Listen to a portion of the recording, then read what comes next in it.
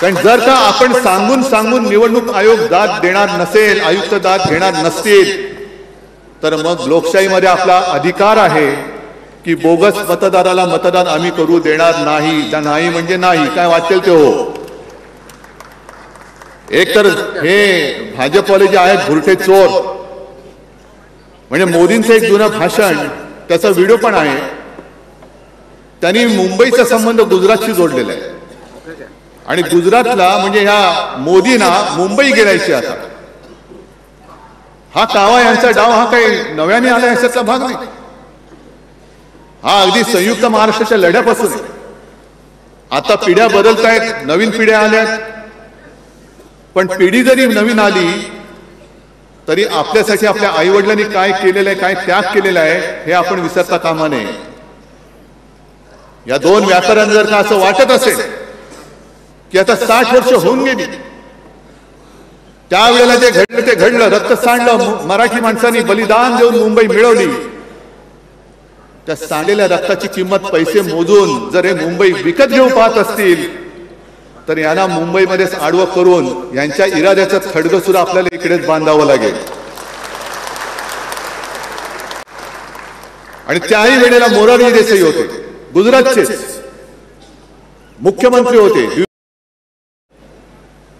आणि त्यांनी पोलिसांना सक्त आदेश दिले होते, शूट ॲट साईट, गोळ्या घालात, गोळ्या तुम्हाला दिल्या की माणसं मारण्यासाठी दिलेले आहेत. मराठी माणूस रस्त्यावर दिसला, आंदोलन करताना दिसला तर त्याला गोळ्या घालून ठार मारा, हा आदेश देणारा मोरारजी नरराक्षस हा गुजरातचाच होता. तेव्हापासून त्यांचे हे सगळे डाव आहेत. गोळ्या झाडून मराठी माणूस झुकत नाही म्हणून आता पैसे देऊन विकत घेऊन मुंबई गिळण्याचा त्यांचा प्रयत्न चाललेला आहे.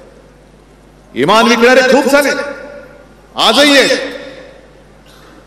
गुडघे टेकतायत. मला खरंच लाज वाटते की अशा लोकांना आपण पोचलं कसं.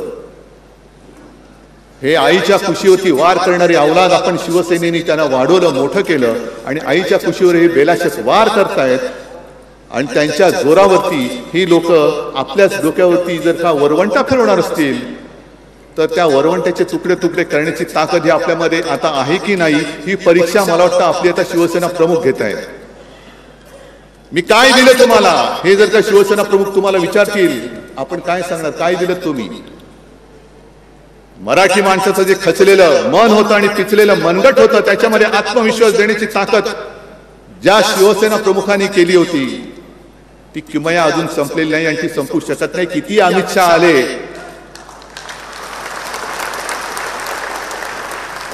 एक चहावाला म्हणे पंतप्रधान झाला, अरे आम्ही पाठिंबा दिला होता त्याला, पण चहावाला पंतप्रधान झाल्यानंतर चहावरती जीएसटी लावणारा पंतप्रधान हा कुठला पंतप्रधान.